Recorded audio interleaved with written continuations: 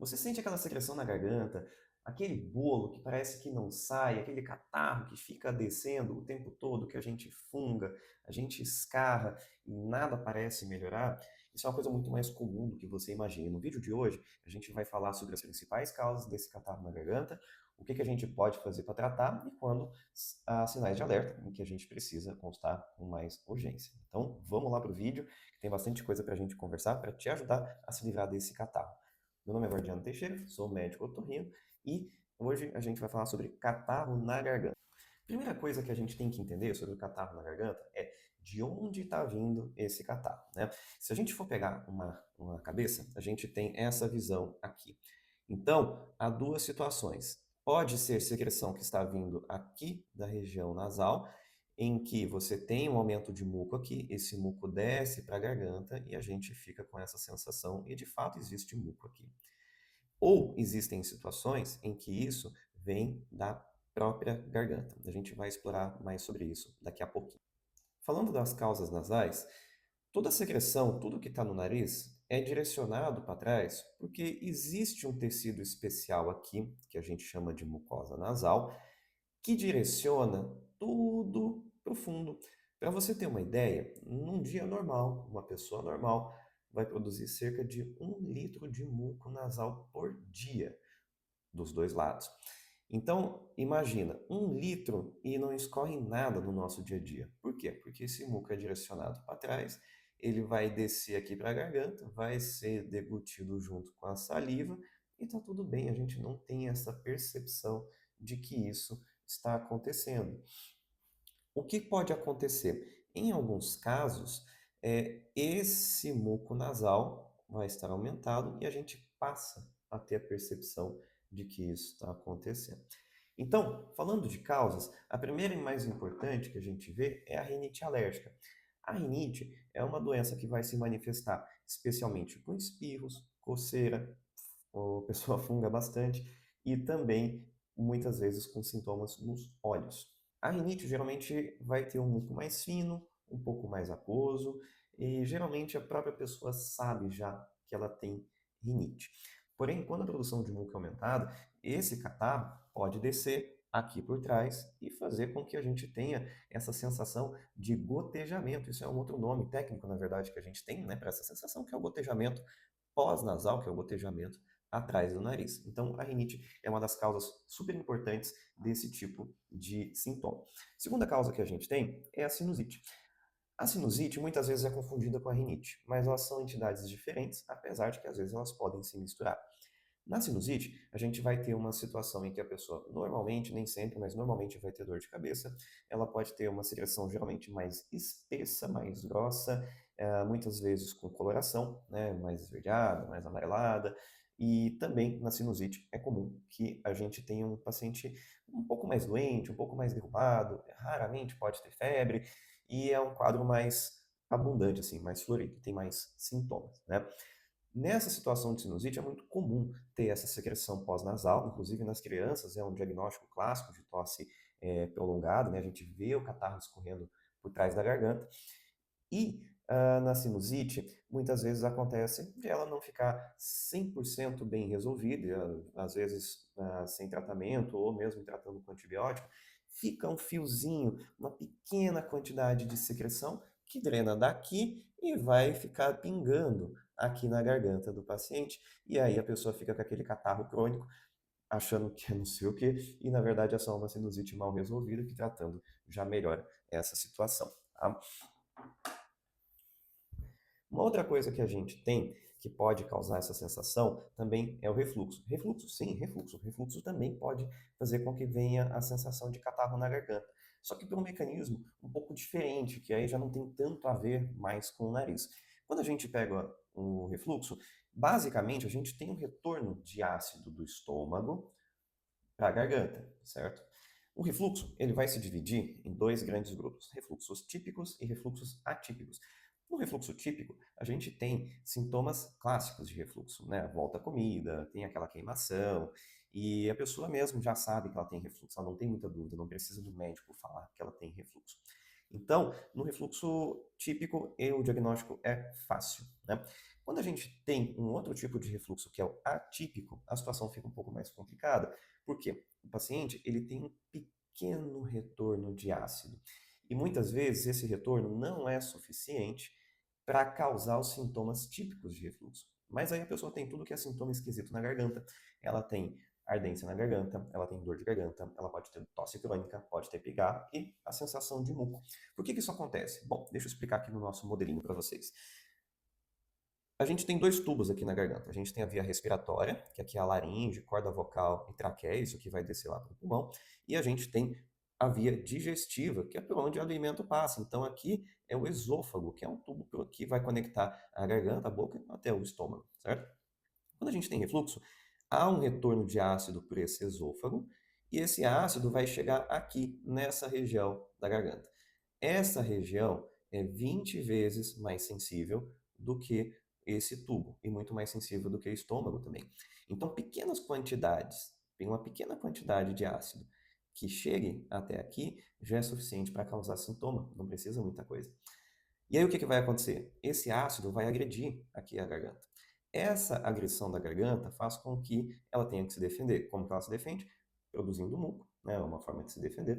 E outra forma também é fazendo com que esse tecido inche, né? Ele incha como uma reação a essa agressão e isso dá aquela sensação de que tem alguma coisa parada ali e vai gerar aquela sensação de pigarro, a necessidade de limpar a garganta com frequência. Então, esse é um refluxo.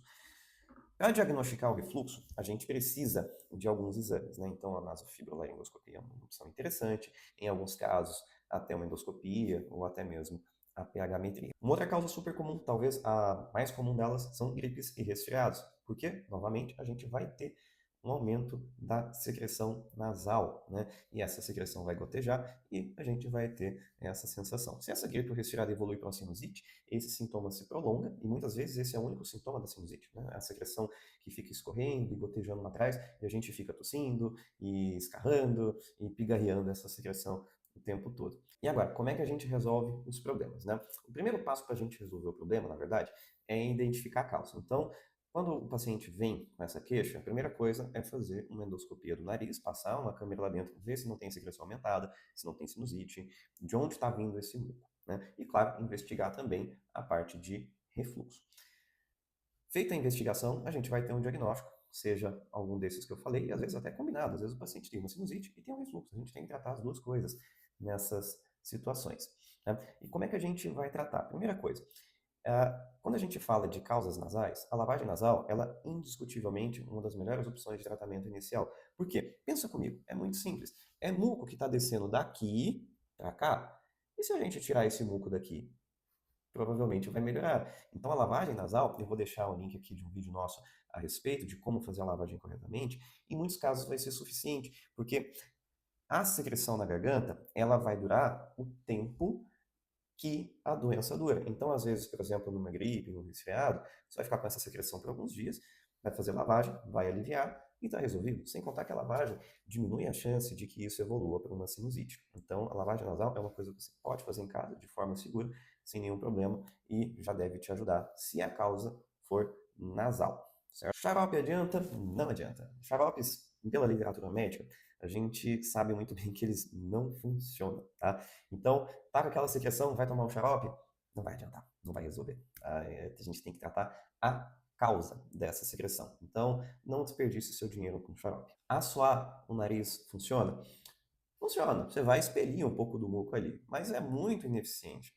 Fazer uma lavagem nasal vai ser muito mais eficiente do que ficar suando toda hora, certo? E o pigarro, ele é mais um reflexo. Ficar pigarreando o tempo todo também não vai eliminar, porque você tira só um pouquinho daquilo que desceu e não vai tratar também o seu problema. Outra coisa que ajuda bastante no tratamento é a hidratação. Por quê? Quando a gente está bem hidratado, o nosso muco nasal, ele fica mais fluido, ele fica menos espesso. E isso ajuda em vários contextos. Primeiro, quando a gente tem uma sinusite ou uma gripe ou um resfriado, o muco espessa por desidratação.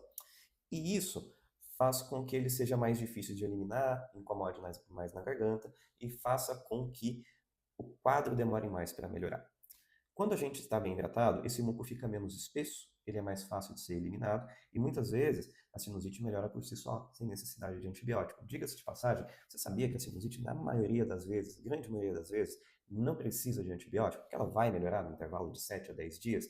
Então, a hidratação é importante justamente por isso, né? Claro, sintomas que estão persistindo por mais de 10 dias já precisam de avaliação médica ou se eles estiverem piorando também. E, claro, que uma das formas mais eficientes e mais fáceis de tratar é constando com o seu otorrino, né? Ele vai investigar e vai tratar a causa direta, né? Para aqueles que estão se perguntando, o que faz com o refluxo? Bom, medidas alimentares ajudam, então evitar alimentos ácidos, evitar alimentos muito condimentados, evitar refeições muito grandes que estufam muito o estômago e vai facilitar a voltar à comida, e também evitar o comer e deitar. Pensa comigo, é uma coisa mecânica, é ácido que está voltando daqui para cá. Se eu estufo o estômago e deito, vai voltar muito mais, e isso vai gerar essa irritação na garganta e vai persistir com o muco. Então, essas simples medidas já podem ajudar muito no refluxo. Caso não melhore com isso, é importante constar para ver se não precisa entrar com medicação específica para refluxo. E aí o médico vai avaliar seu caso e vai ver se vale a pena entrar com uma medicação específica, se vale a pena fazer mais algum exame, aí já entra no tratamento mais médico mesmo. Tá? Quando que um catarro na garganta deve ser preocupante? Quando que eu preciso me consultar? Vocês lembram que eu expliquei que na maioria desses casos, né, que vão ser gripes e resfriados, a duração vai ser em média de 7 a 10 dias? Então, normalmente esse período com a sensação de secreção na garganta, especialmente se ele estiver reduzindo devagarzinho, tá tudo bem, deve se resolver. Agora, se isso persistir mais de 10, 14 dias e nem sinal de melhora ou estiver piorando, vale a pena consultar. Se essa secreção na garganta vier acompanhada de febre, de piora dos sintomas, é importante consultar também. Se estiver apresentando queimação, rouquidão, tosse muito intensa, eventualmente até sangramento, qualquer sinal que fuja daquele normal que a gente está acostumado com isso, também é importante consultar. E outra situação que muitas pessoas negligenciam, em que é importante a consulta, é na situação de um catarro que não tem sintomas tão graves, mas fica aquele catarro crônico ali incomodando, às vezes com uma rinite, uma sinusite maltratada, que não tem por que você ficar sofrendo com isso. É relativamente simples de resolver. E agora um bônus para vocês, né? Para esse bônus, eu queria que vocês curtissem o vídeo e seguissem o canal para a gente continuar entregando esse conteúdo para vocês, tá? O que eu queria dar de dica bônus é o seguinte: tem casos raros, mas eu já tive alguns pacientes que eles não têm nada disso. São os mais difíceis, em que a gente investiga, tenta diversos tratamentos e nada resolve. Algumas pessoas, elas podem ter um distúrbio de sensibilidade nessa região, tá? Nesse distúrbio de sensibilidade, a pessoa sente a mínima secreção nasal normal e, eventualmente, ela pode ter uma tosse irritativa por uma hipersensibilidade dessa região aqui que é a laringe. E ela fica com a sensação de secreção, fica com a tosse, vários sintomas. Esses casos são bem complexos no sentido de que são aqueles casos que já fizeram um monte de investigação, já fizeram vários exames, já tentaram vários tratamentos e nada resolve, e todos os exames são normais. E merecem atenção especial, porque são pacientes que sofrem bastante com esse tipo de quadro. Então, a gente tem que estar atento para essas alterações de sensibilidade também. São raros, não é comum, a maioria não é esse tipo de caso, mas existem também essas situações que merecem atenção. Pessoal, não se esqueçam de se inscrever no canal, de dar o like aqui pra gente continuar produzindo esse tipo de conteúdo. Qualquer dúvida sobre secreção na garganta, podem colocar aqui nos comentários que a gente vai conversando a respeito.